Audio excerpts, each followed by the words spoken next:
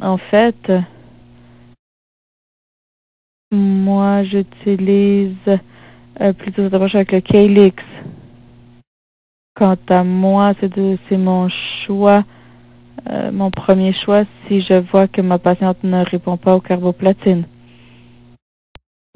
Ça va très bien que vous pouvez encore utiliser le carboplatine. C'est pour ça qu'on n'est pas passé au Calyx. Nous avions entendu quelque chose, quelqu'un avait mentionné que si tu arrêtes, disons, d'utiliser le carboplatine, et ensuite tu as une petite fenêtre de jeu et tu retournes à cela, est-ce que c'est simplement que tu développes une meilleure résistance, tu ne répondras pas aussi bien? Ça a été une des choses auxquelles j'ai pensé. Je ne sais pas si ça fait une différence ou pas. Si je continue à l'utiliser de façon chronique, est-ce que mon corps est en train de développer une résistance? Oui, éventuellement, il développe une résistance. Mais c'est quand même très bien que vous pouvez garder quelque chose comme le Calyx en réserve. Et ça, c'est très bien. Avec le Calyx, on va souvent au-delà de 6 mois. Et la façon que je prends ma décision là-dessus, c'est que si ma patiente le tolère, et leur taux de CA125 s'il était élevé, et j'utilise ça comme un marqueur de réponse au traitement. Si je vois que le CA125 continue à baisser, mais il est encore élevé, disons qu'il est à 1000 et je l'ai baissé à 200, je donne à ma patiente l'option de simplement continuer. Et si on arrive à le baisser à un taux normal, alors on continue. Et pour garder la patiente en rémission. Des fois, on a des petits problèmes avec notre département de pharmacie là-dessus parce que c'est très coûteux. Et parfois, je trouve que les personnes simplement ont besoin de prendre une pause.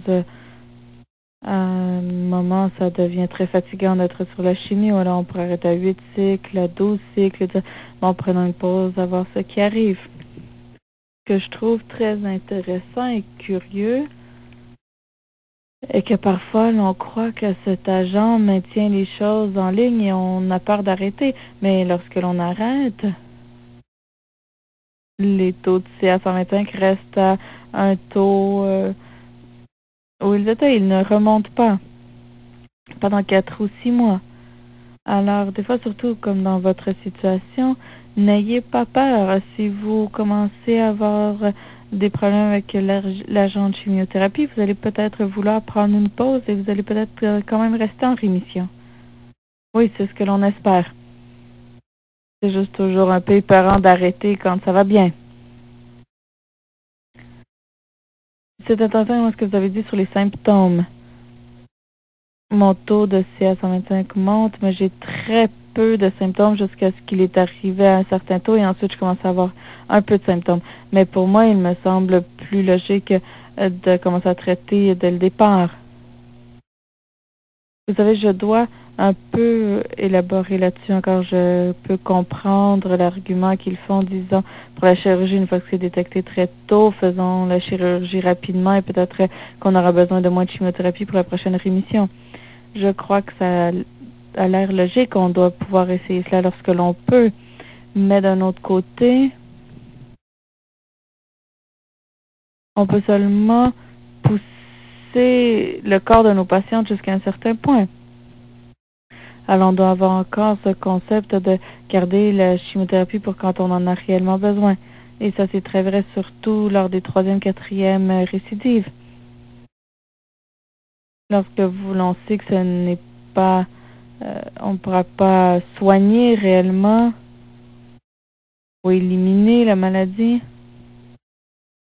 Et nous savons que nous avons une limite au niveau des agents de chimiothérapie. On veut les garder pour quand ce sera important. Vous comprenez cela? Oui, oui, je comprends cela. Mais c'est également très difficile psychologiquement. Vos chiffres montent, ça grandit. Alors, de toute façon, ça ne semble pas très logique réellement d'attendre si je suis très malade. Également, quand je suis très malade, j'ai beaucoup de plus de difficultés avec la chimiothérapie. Oui, c'est vraiment un exercice d'équilibre. Mais ce que je n'aime pas faire, c'est d'introduire la chimiothérapie simplement pour traiter les taux de CA125. J'ai l'impression que ça, ce n'est pas tout à fait correct de simplement traiter un chiffre si la personne se sent bien. En tant que clinicien, ça, je trouve ça difficile à faire.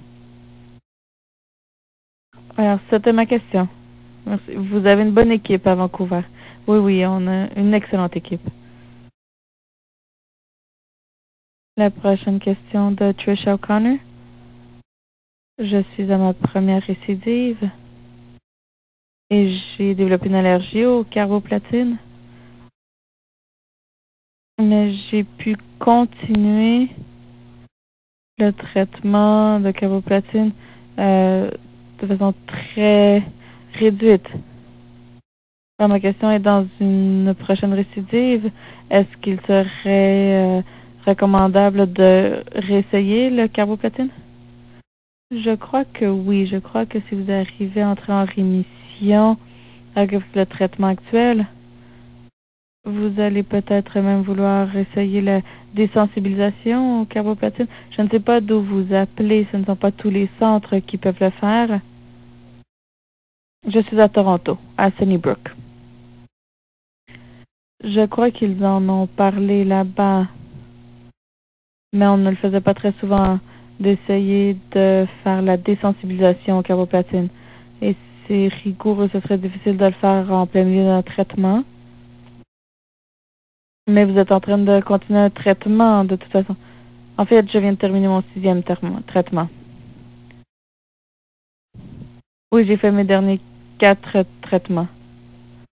Alors, vous avez plusieurs options qui s'offrent à vous. Si vous avez pu terminer le traitement au carboplatine, oui. Alors, vous pourriez retourner à cela si vous aviez une autre récidive, mais simplement utiliser le même type d'approche en très petite dose. Vous pourrez parler avec votre oncogynécologue à voir comment l'approche fonctionne. Et l'autre chose, sur tous ces régimes de chimiothérapie, est que l'on est devenu très dépendant au fait que l'on a besoin que le carboplatine fasse partie de la chimiothérapie. Mais il y a une étude pour laquelle on attend les résultats, mais qui dit que d'autres combinaisons peuvent fonctionner. J'ai mentionné qu'il est bien de pouvoir avoir une autre combinaison que carbotaxol. On aimerait avoir également une option qui n'inclut pas le carbo pour des personnes comme vous. Oui, ce serait très bien. Merci.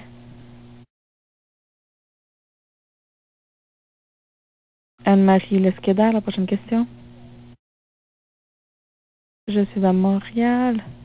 J'ai eu un cancer des ovaires. J'ai été opérée au mois de janvier, mais j'avais une tumeur qui s'appelait carcinosarcoma. Et on m'a laissé un ovaire et l'autre avait été enlevé déjà à cause d'un cyste bénin.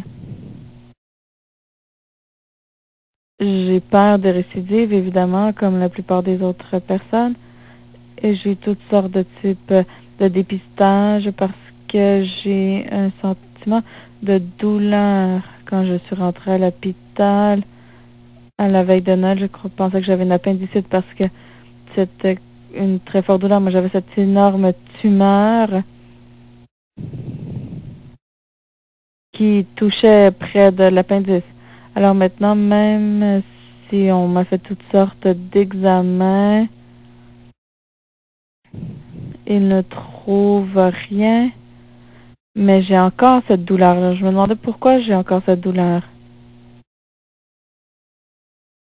Et le taux de CA125 n'avait jamais rien montré l'année auparavant qui pouvait présenter ce cancer avec ce type de tumeur. Qu'est-ce que je dois voir comme symptôme? Où est ta douleur? Où était l'appendice dans cette région? Mais vous avez également dit que vous avez eu beaucoup d'examens qui ont été faits. Oui, tous les tests possibles. Alors, ces examens sont normalement très sensibles. Surtout le MRI devrait réellement montrer s'il y a quelque chose qui arrive, si c'était vraiment un retour de la tumeur. Et vous avez raison encore. Merci d'avoir mentionné cela, le fait que... Merci d'avoir mentionné le fait que vos taux de CA125 n'étaient pas élevés. Seulement environ 80% des cas, est-ce que le taux de CA125 est augmenté? Je ne sais pas, peut-être que je ne comprends pas. Je pensais que peut-être ce CA125 est inutile pour ce type de tumeur. Oui, en fait, pas toujours, mais très souvent. Et le cancer des ovaires, dans le spectre des maladies, est très différent.